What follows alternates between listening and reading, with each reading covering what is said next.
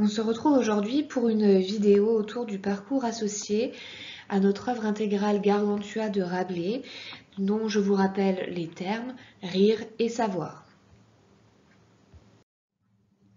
Alors, pour commencer, nous allons rappeler de brèves définitions de ces deux termes rire et savoir.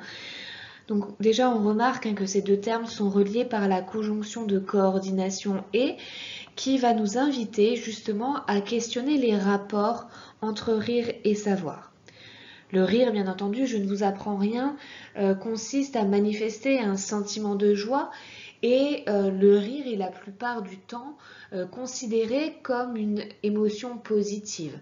Néanmoins, un rire peut être sarcastique, on peut rire jaune ou on peut encore faire de l'humour noir. Donc vous voyez que le rire n'est pas toujours forcément connoté de manière positive. Le rire est donc forcément lié au comique et il existe différents types de comiques, le comique de mots, le comique de gestes, le comique de caractère ou de situation. Le rire peut aussi être grossier, on parle de rire farcesque ou de rire scatologique, vous savez qu'on en a beaucoup parlé dans notre séquence sur Rabelais, ou le rire peut être plutôt un rire spirituel, fin, intellectuel, notamment grâce à des jeux de mots ou à des mots d'esprit. Quant au savoir, là encore, ce n'est pas un terme compliqué, il désigne le fait d'avoir des connaissances, de disposer d'informations fiables, solides, et le savoir est forcément lié à la raison, à l'éducation, à la culture. Les auteurs que nous avons étudiés dans cette séquence peuvent être qualifiés d'érudits. Rabelais, comme Montaigne, sont tous les deux des auteurs humanistes qui possèdent une solide culture littéraire. Vous le savez puisque dans leurs œuvres, on retrouve très souvent des arguments d'autorité. En effet, en bon auteur humaniste qu'ils sont, ils ont une grande admiration pour les anciens, pour les auteurs de l'Antiquité. Ainsi retrouve-t-on par exemple des références à Platon dès le prologue de Gargantua et à plusieurs reprises dans l'œuvre, mais on a aussi par exemple des références à Galien, des références aussi au texte de la Bible. Chez Montaigne, on trouve des références par exemple aussi à Strabon, à Sénèque, etc. De la même façon, même si on est 2 siècles plus tard, Voltaire est lui aussi un érudit, il fait partie du mouvement littéraire des philosophes des Lumières. Finalement, toutes les œuvres que nous avons étudiées cette année questionnent le savoir et s'attaquent souvent au processus éducatif, pédagogique.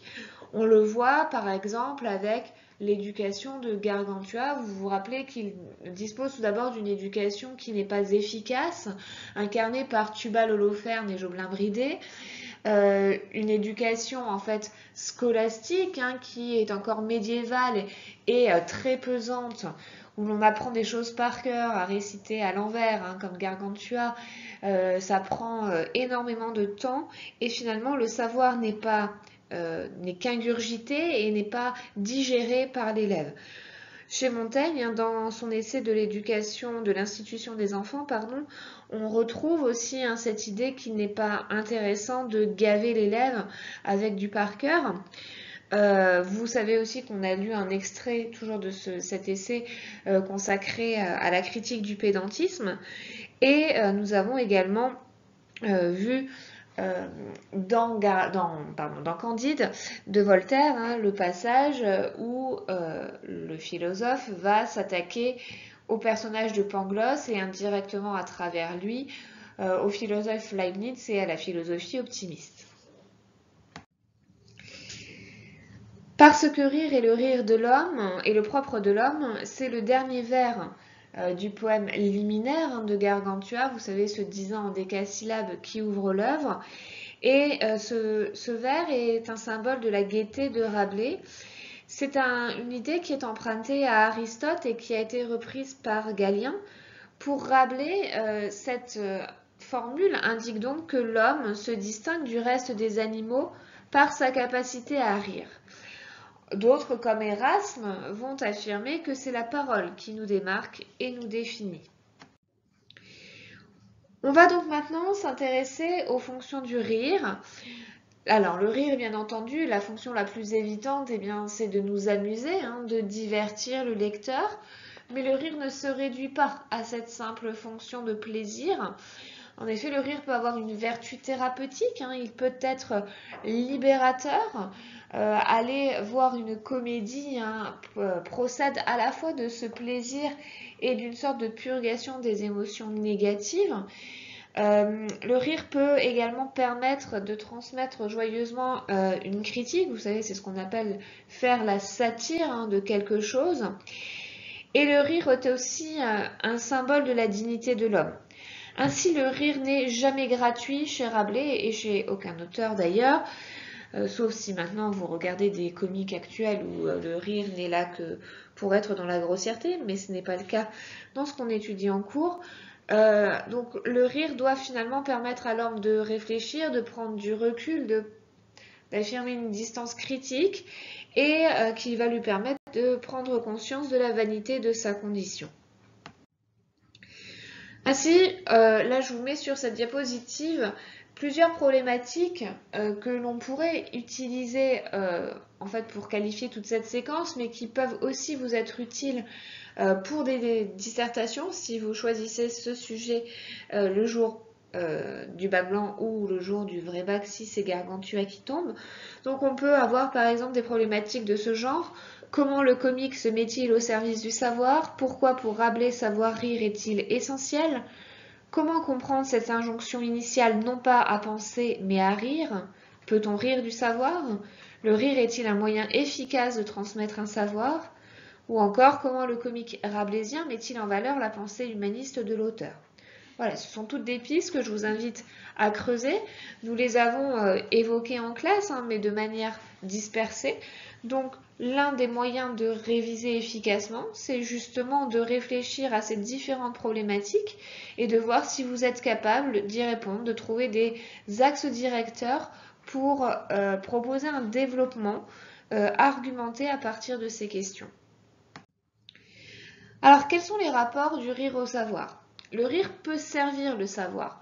On y reviendra dans la séquence suivante, même si je vous avoue qu'on ne va pas trop rire avec la princesse de Clèves, mais on va retrouver si vous voulez, cette espèce de slogan caractéristique du XVIIe siècle et du classicisme qui est le placere et docere, qui signifie plaire et instruire.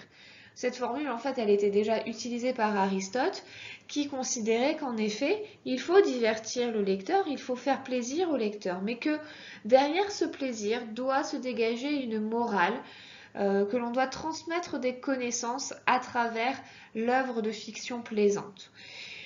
Donc, en effet, le rire peut divertir le lecteur. Pensez au comique grivois qui ouvre le prologue de Gargantua avec son apostrophe aux buveurs très illustres et aux vérolés très précieux, ou encore à tous les passages foncièrement comiques de Gargantua. On a vraiment l'impression parfois que voilà, c'est juste pour nous faire rire et pour susciter ce plaisir. Néanmoins, le rire peut parfois devenir une arme et l'auteur l'utilise en ce cas pour dénoncer, critiquer. Le rire en lui-même peut être un savoir et Rabelais finalement nous enseigne aussi ce que c'est que le savoir-rire. En effet, le savant, pour Rabelais, est forcément un homme qui rit et qui sait profiter des plaisirs du corps. Le rire permet ainsi d'éviter la prétention et le pédantisme. Finalement, ne pas se prendre au sérieux, c'est le meilleur moyen d'être sérieux. Je vous renvoie là encore au prologue de Gargantua ou à l'essai de Montaigne que nous avons étudié en classe. Néanmoins, pour d'autres auteurs, le rire peut s'opposer au savoir. Par exemple, vous avez un texte où Rousseau, dans son traité de l'Émile ou de l'éducation, critique les fables de La Fontaine qui proposent un message brouillé aux enfants. Par exemple, il cite la fable du corbeau et du renard et il dit que l'enfant risque de prendre le parti du renard plutôt que celui du corbeau et donc de ne pas comprendre le message implicite de la fable. Dans Gargantua, nous retrouvons différents types de comiques. Un comique plutôt léger, avec le comique farcès, par exemple, le vol des cloches de Notre-Dame pour emparer sa jument.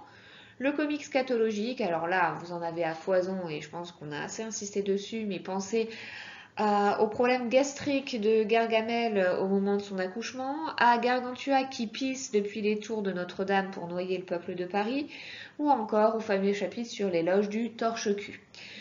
Le comique est donc ainsi lié au bas corporel, c'est-à-dire à toutes les parties et fonctions du corps considérées comme indignes. Pensez aussi aux scènes de repas gigantesques où la nourriture est à foison et à ce motif de l'ivresse que nous avons souvent commenté. Néanmoins, on retrouve aussi chez Rabelais un comique plus spirituel grâce à des jeux de mots.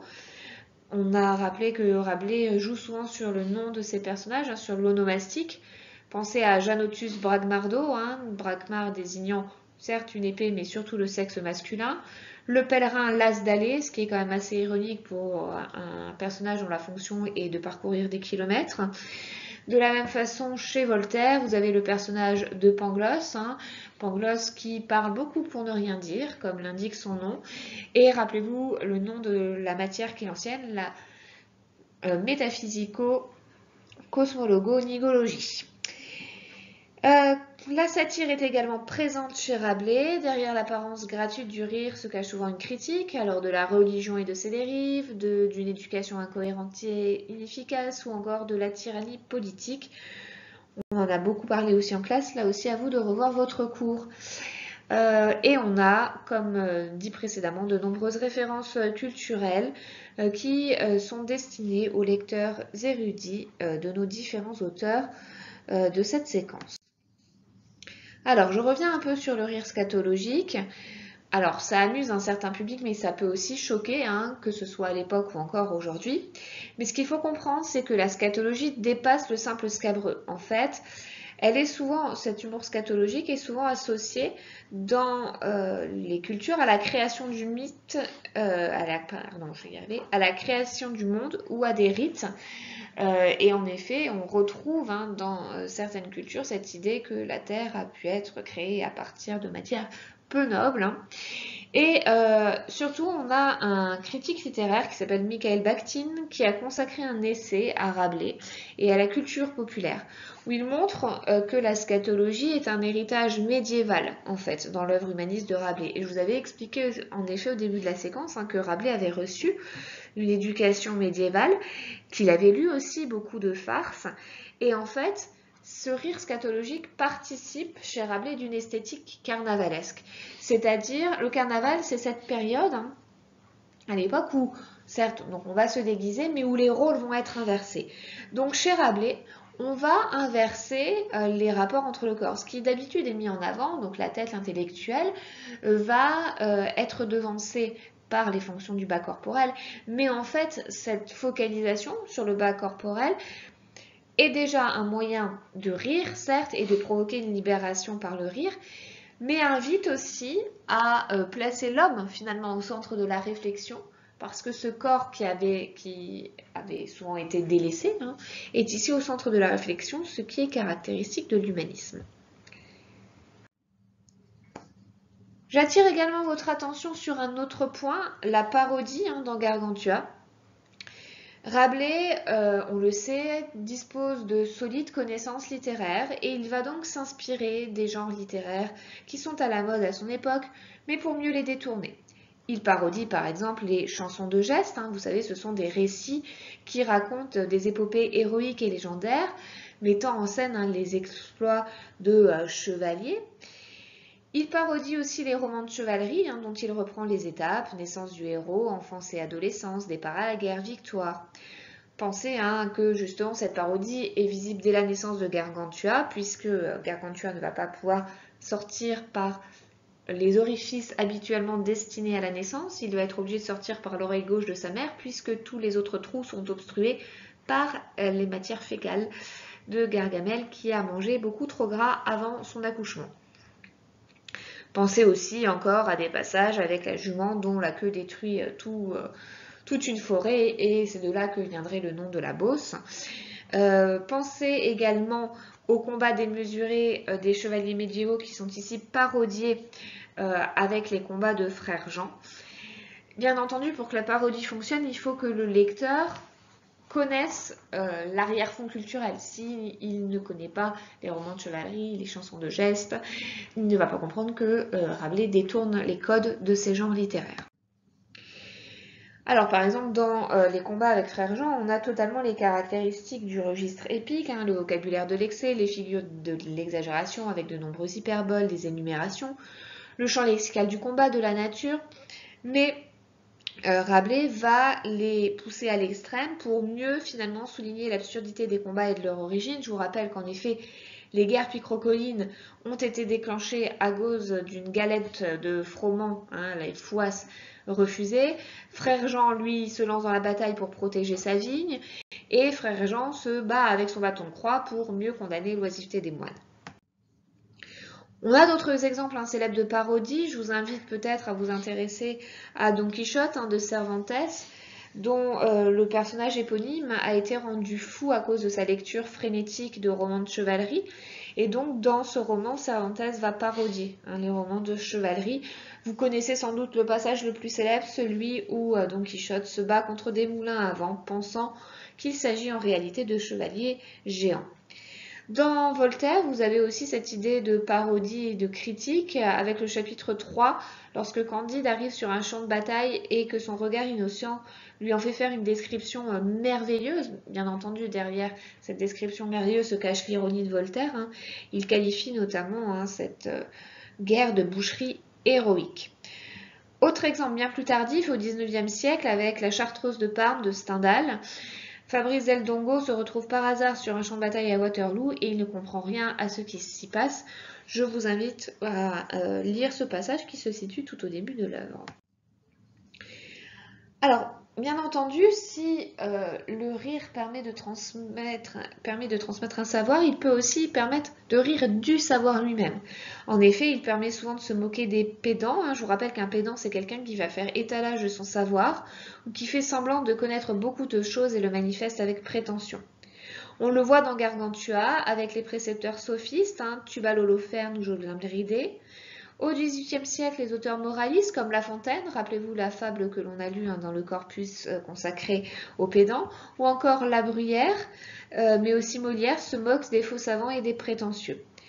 Ainsi, à travers le rire, on va se moquer d'un savoir archaïque qui refuse toute avancée scientifique. Enfin, on s'arrêtera sur le cas de l'utopie. Gargantua fait ériger l'abbaye de Thélème en l'honneur de Frère Jean, ce qui d'emblée place ce lieu sous le signe de la joie, puisque vous connaissez le côté truculent de Frère Jean. Je vous rappelle que Téléma en grec signifie libre arbitre et que la devise de cette abbaye est « fais ce que tu voudras ». C'est donc une anti-abbaye car elle fonctionne totalement à l'inverse d'une abbaye traditionnelle. Le vœu de chasteté n'est pas respecté, c'est une abbaye mixte où le mariage est possible. Le vœu de pauvreté est lui aussi dénié, puisque le lieu est réservé à une élite sociale. Et enfin, le vœu d'obéissance est lui aussi mis à bas, puisque chacun peut faire ce qu'il lui plaît. Pour finir, quelques citations sur le rire. Baudelaire, que l'on étudiera plus tard dans l'année, place lui le rire du côté du diable. Il est pour lui l'une des manifestations de l'orgueil humain. Donc voici deux citations de Baudelaire tirées de l'essence du rire. Le rire est satanique. Il est donc profondément humain. Il est dans l'homme la conséquence même de son sentiment de supériorité. Comme le rire est essentiellement humain, il est essentiellement contradictoire, signe d'une grandeur infinie et d'une misère infinie. Donc là, on voit qu'on est dans une perception beaucoup plus pessimiste et que finalement le rire est plutôt destructeur et un moyen de rabaisser l'autre, ce qui en effet est possible quand on se moque gratuitement. Vous savez qu'on en a déjà tous fait les frais, donc le rire n'est pas toujours forcément quelque chose de positif. Une citation d'Henri Bergson tirée de son ouvrage Le Rire, où Bergson analyse les mécanismes du comique, notamment dans les comédies classiques et contemporaines. Le rire présuppose une forme d'exclusion, on rit de quelqu'un, et de communauté, on rit ensemble. Donc en effet, quand on va se moquer de quelqu'un, celui-ci va être mis à l'écart, mais si déjà on est plusieurs à rire de lui, il y a une communauté entre les gens qui rient ensemble, et pensez en effet quand vous allez au théâtre voir une comédie ou quand vous regardez un film comique, le fait de rire ensemble dans la salle va décupler cette force du comique. Et donc Bergson est inscrit, il n'y a pas de comique en dehors de ce qui est proprement humain. On se quittera sur cette citation. J'espère que ce diaporama vous aura permis de rebalayer votre séquence sur Gargantua et son parcours associé, le rire et le savoir.